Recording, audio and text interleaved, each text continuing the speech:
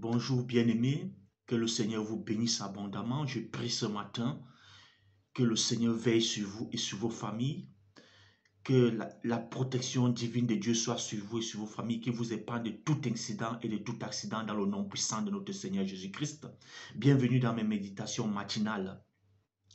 Bien-aimés, ce matin nous parlons de la Pâque dimanche, c'était la fête de Pâques, c'est une fête reconnue mondialement, bien-aimés.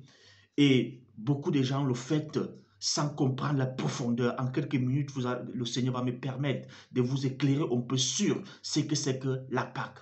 Bien aimé, la Pâque, en fait, c'est une fête qui a été initiée par le Seigneur, par Dieu lui-même.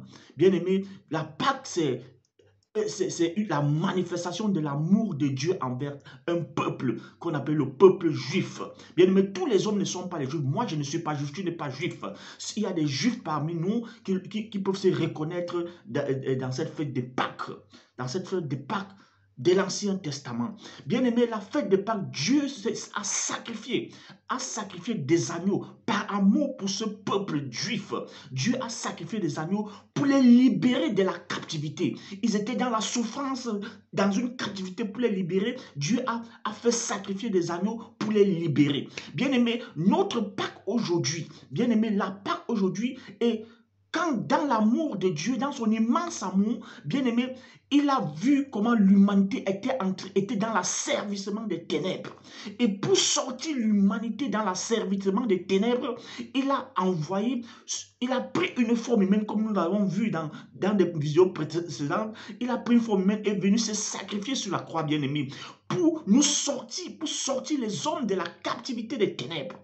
Et ici, comme Jean le dit aussi bien, comme il y a eu des sacrifices des agneaux pour libérer le peuple israélien, il a fallu un sacrifice. Et comme les agneaux ne pouvaient pas ôter le péché du monde, il a fallu un sacrifice unique dans le monde pour sauver l'humanité. D'où notre texte de ce matin dans Jean chapitre 1er au verset 29 que nous allons lire très rapidement. Le lendemain, il vit Jésus venant à lui et dit: voici l'agneau de Dieu qui ôte le péché du monde. Bien-aimé, Jean-Baptiste qui avait reçu la révélation ne voyait pas Jésus-Christ comme un prophète, ne voyait pas Jésus-Christ comme un homme, mais par le Saint-Esprit qui était venu habiter en lui, bien-aimé, il avait vu Jésus-Christ comme l'agneau de Dieu qui venait ôter le péché du monde, bien-aimé. La Pâque, bien-aimé, c'est la manifestation de l'amour de Christ envers l'humanité. Le Christ est venu nous libérer du monde des ténèbres. Nous étions dans une captivité, nous n'étions pas capables d'avoir le dessus sur la manifestation du monde des ténèbres. Mais Christ est venu te donner un pouvoir. Il est venu te libérer. Il a anéanti la force du monde des ténèbres dans ta vie. C'est pourquoi aujourd'hui, tu as la force de dominer sur le monde des ténèbres.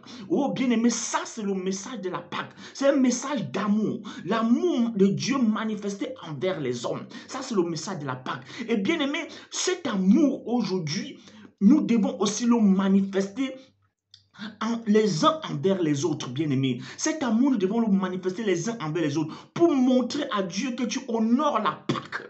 Pour montrer à Dieu que tu honores la Pâque, tu dois manifester de l'amour envers ton prochain. Tu dois manifester l'amour avec ton entourage. Je sais qu'il y a des personnes qui vont dire: oh, toi tu nous parles tout d'amour, d'amour, d'amour. Mais bien aimé, il n'y a rien. Oh, si j'avais assez de mots, si mon vocabulaire était assez riche pour vous parler de l'amour chaque jour que Dieu a créé, bien aimé, je viendrai ici vous parler de l'amour, de manifester de l'amour. Parce que bien aimé, quand tu manifestes de l'amour envers ton prochain, bien aimé, tu manifestes la Pâque chaque jour. Tu manifestes cette Pâque, donc ce sacrifice que le Christ est venu faire pour toi. Et bien aimé, il y a un bénéfice à cela. Quand tu manifestes de l'amour envers ton frère, non seulement cette manifestation de l'amour est bénéfique pour toi, et aussi pour ta génération.